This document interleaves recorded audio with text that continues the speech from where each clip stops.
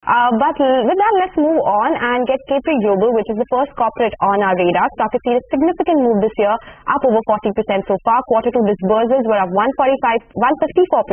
year-on-year, while assets under management also grew by 47% YOY. The company has also added gold loan segment to their business. Rajesh Sharma, the MD at the company, is joining us now to discuss the business prospects and the outlook for 2023 as well. Mr. Sharma, good afternoon. Thank you so much for joining us here. Well, quarter two was really robust for you. Robust disbursal growth which drove AUM growth for you as well. Can you tell us how quarter three has been so far? Have you seen an improvement on a quarter-on-quarter basis, and what is the rest of the year looking like? So this quarter is looking very good. As you know that in all NBFC and banking sector, there is always H2 is always better and the activity picks up. So on the same trend, our quarter on the MSME side, affordable housing side, and the newly launched product gold loan is picking up very well.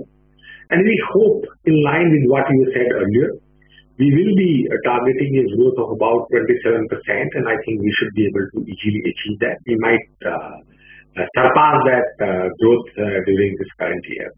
So overall, there is a quite good momentum on the rural economy, semi-urban, where most of our branches are there. So I think it should be all-time high disbursement for the Capri. Okay. Right.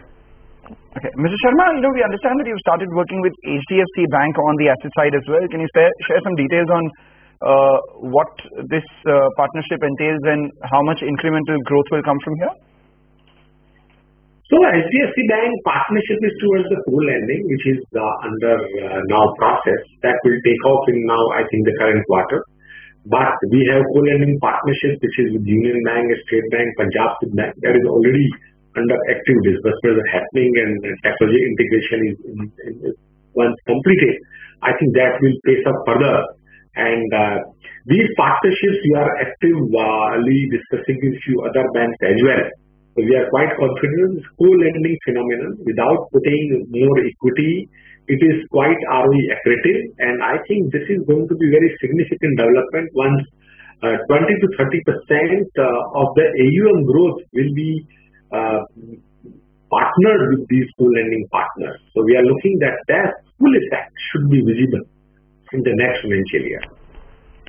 Okay, all right. So, Mr. Sharma, when you are talking about co-lending, increasing your ROE, can you give us a sense of what sort of ROE and ROA do you target at gold loan and car loan with the co-lending business that you're talking about? And you're also talking about more such partnerships with other banks as well. So if we understand the co-lending business, 20% only funds we have to provide, 80% has to be participated by the partner bank, whereas the entire spread on the 80% also comes to us. So that way, if you see, on 20% we have to provide lesser capital, but we get the entire spread on the 100% of the loan originator. Our basic role is originator loan, refer to the partner bank based on their criteria, and do the collection also. So this entire activity, origination, underwriting, collection is done by us, but 80% parking of the funds and the parking of that assets is the co-partner is done by the bank. So our equity is less, but our spread is higher. So that is how this is ROE accretive. If we talk about the car loan we don't invest any money. It is just the lead origination we share, because today we have about 7,000 employees and about 4,000 employees on the ground at various branch levels. We have almost about 600 branches today operational across Gujarat, Maharashtra, MP, Rajasthan, NCR.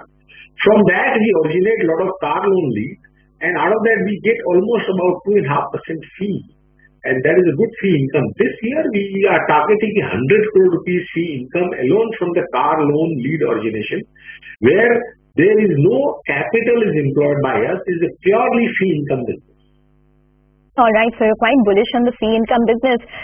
Mr. Sharma, I wanted your perspective into, going into next year with regards to two segments, construction finance as well as affordable housing.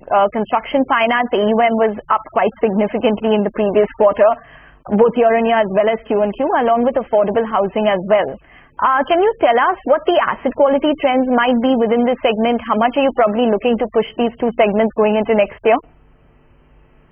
So if we talk about construction finance, we are funding those small developers who otherwise don't get time-bound money sanctioned from the banking system. And these are very affordable developers where average ticket size on outstanding basis is less than 8 crore rupees. So you can imagine they are tier 3, tier 4 affordable home developers where these fundings are done. Our overall book at a consolidated level will remain less than 25% in this segment, and this is strategy of following from year on year after. Okay. Last quarter there is little high growth, but I think this quarter and next quarter the growth will be in a manner that overall it doesn't exceed 25%. And these, if you talk about NPA in the affordable housing segment, we had one NPA which is less than 0.3% of the book, and that NPA is also now provided for 100%. So as of now, there is no gross NPA or net NPA in the construction finance vertical. If we talk about affordable housing finance, within the housing finance segment, affordable housing finance segment is for the ICRA is almost about 75,000 crore rupees, which is growing at the pace of about 17% year on year. And if we talk about Capri, which is operating to about 150 branches today, we are growing at the pace of 40% year on year in the last 3 years, and we continue to grow in the current year also with the same pace.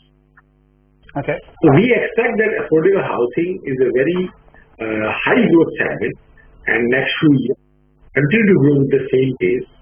State government as well as central government is following this housing for all. There is a lot of impetus in terms of giving a lot of stamp duty waiver, a lot of FSI relaxation for the building smaller homes.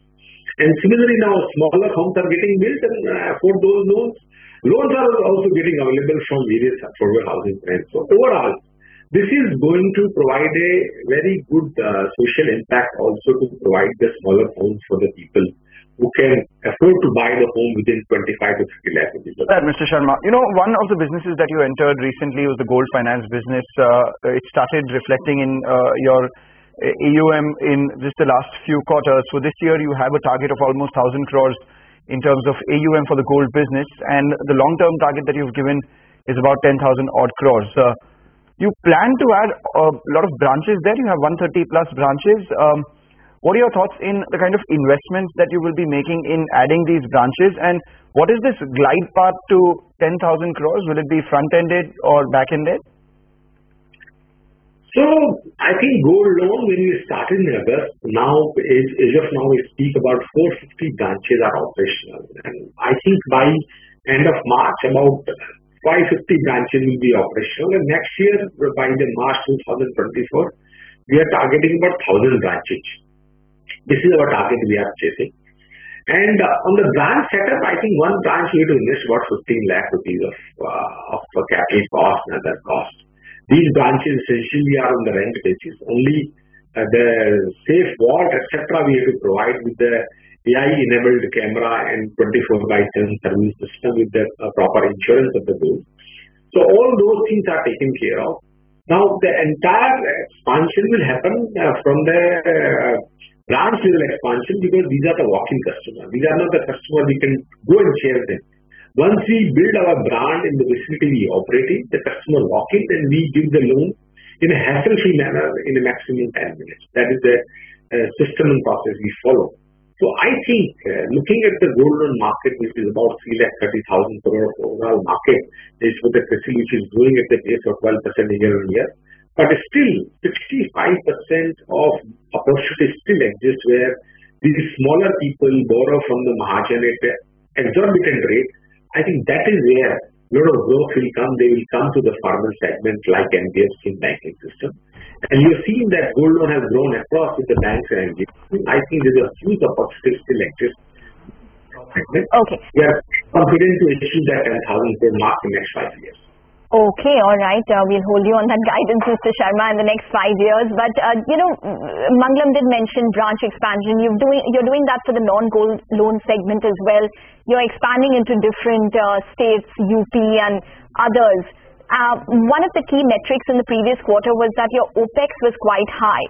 So for how long are you going to probably have this kind of an OPEX figure, which, for example, was up around 131% on a year-on-year basis in the previous quarter? How long is this operating expenditure going to continue at this rate? and hence probably impact profitability? Any guidance? So our operating costs have gone up primarily because of the gold loan business expansion, because the gold business branch becomes a break-even between 15 to 18 months. And after that, it starts contributing. Till that gold loan, so this year we expect about 70 to 80 crore rupees of loss in the gold loan segment. If we take out that loss outside the MSME book and other book, I think that our profit would have grown at least 40 to 50%. Because of the gold loan, the profit will remain at the same level or maybe slightly lower.